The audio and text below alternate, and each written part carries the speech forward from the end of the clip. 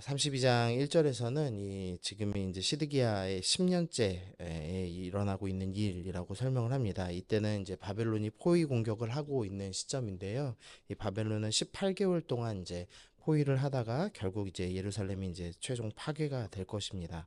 근데 이 기간 동안에 이 32장 7절에서 이 숙부의 아들 하나멜이 기업 물을 권리가 있다라고 하면서 이제 찾아오는 스토리가 시작됩니다. 아마도 잠깐 이 바벨론의 포위 공격이 멈췄던 시점인 것 같습니다.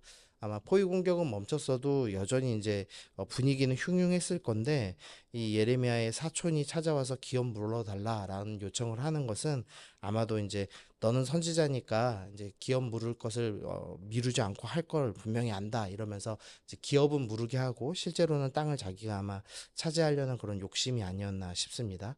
근데 어쨌든 그런 욕심임에도 불구하고 지금 하나님께서는 다시 그 밭을 사라, 기업을 물어라라고 하시면서 이스라엘이 이제 집과 밭과 포도원을 사게 될 것이다라는 이제 말씀을 주셨습니다.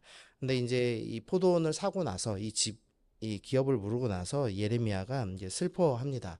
이미 뭐 성 앞에는 이 참호, 이 바벨론이 예루살렘을 정복하려고 참호를 파고 있는 상황인데, 뭐 그래서 포위 공격이 끝나면 이제 이스라엘이 멸망할 것이 너무나 분명한 상황인데, 하나님께서는 망하지 않았을 때는 멸망의 메시지를 나에게 전하게 하시더니 이번에 이제 멸망하기 직전이 되니까 거꾸로는 회복할 것이니까 땅을 사라라고 명령을 하신 겁니다. 그래서 이제 예레미야가 이제 슬퍼하면서 기도를 시작했습니다. 그리고 이제 오늘 말씀 이제 26절, 27절부터 이제 주님께서 드디어 이제 예레미야에게 답을 하시는 이제 스토리가 나옵니다. 그래서 주님께서는 오늘 말씀에서는 이제 예루살렘이 이제 멸망할 것에 대해서 말씀하시고 이제 내일 말씀부터는 그럼에도 다시 회복이 일어날 것이다라는 스토리가 이제 쭉 이어 나가질 것입니다. 29절 말씀 보시면은요. 이 성을 치는 갈대아인이 와서 이 성읍에 불을 놓아 성과 집과 곧 그 지붕에서 바알에게 분향하며 다른 신들에게 전제를 드려 나를 경록케 한 집들을 사르리니라고 하시면서 주님께서 심판하시는데 이제 다 불살라 버리시겠다 이제 이렇게 말씀하십니다. 이제 그러면서 그 이유를 총 세 가지를 제시하는데요. 먼저는 32절 보시면 이는 이스라엘 자손과 유다 자손이 모든 악을 행하였다라고 합니다. 이 모든 악을 행하였다라고 할 때는 이제 우상 숭배도 있고 그리고 사회적인 악이 있습니다. 이 약자들을 억압하는 것 그리고 죄 없는 피를 흘린 것 그 모든 것이 이제 포함되는 일입니다. 그런데 이 악을 행한 이 명단이 32절에 쭉 나오는데요. 그들과 그들의 왕들과 그의 고관들과 그의 제사장들과 그의 선지자들 유다 사람들과 예루살렘 주민이라고 해서 신분의 차별 없이 이 왕과 고관 심지어는 제사장과 선지자까지 모두 악을 행하였다라고 하시면서 그래서 내가 지금 예루살렘을 불사른다라고 말씀하십니다. 두 번째로 이 불사르는 이유를 33절이 설명하는데요. 그들이 등을 내게 돌리고 얼굴을 내게로 향하지 아니하며 내가 그들을 가르치되 끊임없이 가르쳤는데도 그들이 교훈을 듣지 아니하며 그러니까 하나님께서는 이렇게 악을 행하는 자들에게 계속 선지자들을 보내셔서 끊임없이 가르치셨습니다. 근데 그럼에도 불구하고 이들이 하나님의 말씀을 듣지 않았기 때문에 예루살렘을 불사르시겠다라고 말씀합니다. 다음 마지막 세 번째로는 이 34절, 35절 말씀인데요. 우상숭배했다는 겁니다. 34절 먼저 보시면 내 이름으로 일컫는 집, 이 내 이름으로 일컫는 집, 하나님의 이름으로 일컫는 집은 성전을 의미하죠. 성전에 자기들의 가증한 물건, 그러니까 우상을 세웠습니다. 성전에 우상을 세웠고 35절 말씀 흰놈의 아들 골짜기에 바알의 산당을 건축하였으며 자기들의 아들들과 딸들을 몰래 갚에 지나가게 하였다. 이 흰놈의 아들 골짜기에다가 도벳사당이라고 하는 이 우상 산당을 건설했는데 거기서 이제 자식들을 불태우는 일들을 행하였습니다. 그래서 이제 하나님께서 예루살렘을 이제 불태우시겠다라고 말씀하시는 장면이 나옵니다. 근데 이게 이제 역사를 살펴보면 이게 얼마나 이제 말도 안 되는 일인가를 좀 알 수가 있는데요. 지금 오늘 본문에 이제 왕은 시드기야인데 이 요시아의 셋째 아들이고 마지막 왕입니다. 근데 요시아 왕이 이 무기또 전투, 이 애굽과의 전쟁에서 죽죠. 그리고 나서 둘째 아들인 여호아스가 먼저 왕이 돼서 3개월간 다스렸습니다. 그리고 이제 첫째 아들이 이제 다시 등극해서 11년간 다스렸고, 그다음에 첫째 아들의 아들, 그러니까 요시아의 손자죠. 요시아의 손자인 여호와긴이 3개월간 다스렸다가 바벨론의 포로로 잡혀가고, 그 다음에 이제 셋째 아들, 요시아의 셋째 아들이 11년간 지금 다스렸습니다. 그러니까 요시아의 아들들이 지금 3명 다 왕이 됐죠. 그래서 다스리고 있는데 지금 악이 행해지고 우상숭배가 일어났고 하나님 말씀 안 들었다, 이렇게 말씀하시는 겁니다. 근데 이 아버지인 요시아가 종교개혁을 행한 사람이었습니다. 어떻게 종교개혁을 행했냐면 열왕기하 23장에 나오는데요. 먼저는 성전을 정결하게 했습니다. 이 요시아의 아버지 이 므낫세가 이 여호와의 성전에다가 아세라상을 건축했습니다. 만들어 놨습니다. 그래서 불사르고 빻아버렸습니다. 그러니까 가루로 만들었습니다. 말 그대로 가루로 만들어서 성전 안에 있던 가증한 것, 그리고 성전 안에 남창의 집이라고 그래서 이 남자 창기들까지 있을 정도로 음란한 곳이었는데, 그 성전 안에 있는 모든 악한 것들을 다 불살라 버렸고요.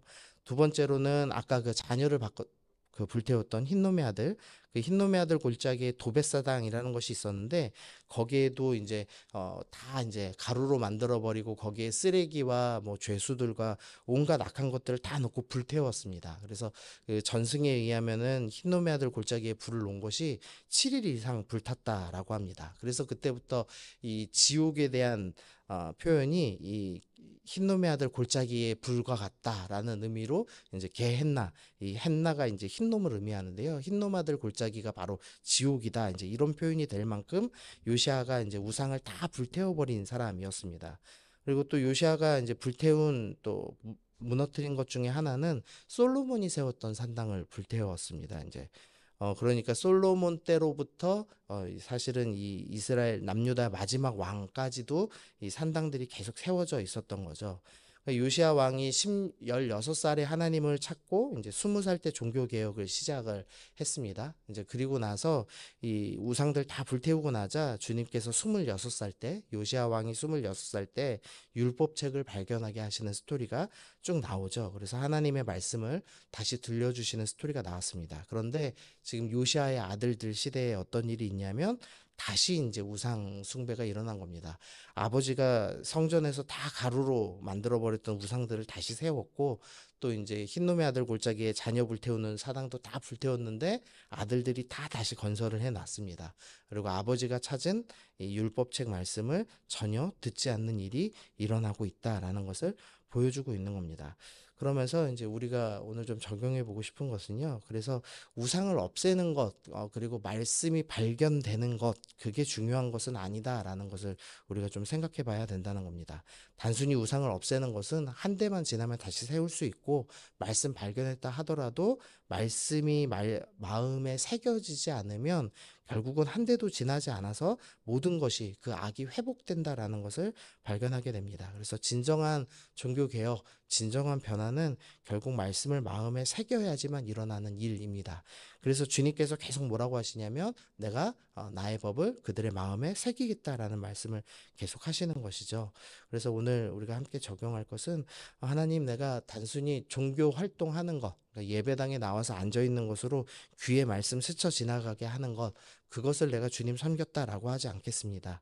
내가 단순히 내 삶에 우상 숭배하지 않는 것, 뭐 신문에서 그 미신 점 보지 않는 것, 그 정도로 내가 우상 숭배하지 않았다라고 하지 않겠습니다. 정말로 악을 제하고 정말로 우상을 내려놓고 말씀을 마음에 새기는 일을 내가 행하기로 결단합니다. 우리 그렇게 기도하시면 좋겠습니다. 또 우리 특별히 다음 세대들, 단순히 우리가 종교 활동하는 것에 그치는 것이 아니라 분명히 요시아도 요시아의 아들들 다 하나님 섬기게 했을 겁니다. 그런데 그들의 마음에 말씀을 새기지 못했기 때문에 결국 모든 것이 회복된 것을 좀 기억하시면서, 하나님, 우리 자녀들의 단순히 종교 활동하는 것이 아니라 정말로 말씀이 마음 가운데 들리는 은혜 있게 하여 주옵소서. 말씀이 새겨지는 은혜가 있게 하여 주옵소서. 그래서 다시 특별히 우리 교회를 통하여서 우리 다음 세대의 부흥이, 말씀이 새겨지는 역사가 일어나게 하여 주옵소서. 우리 그렇게 같이 기도하시면서 나아가시겠습니다.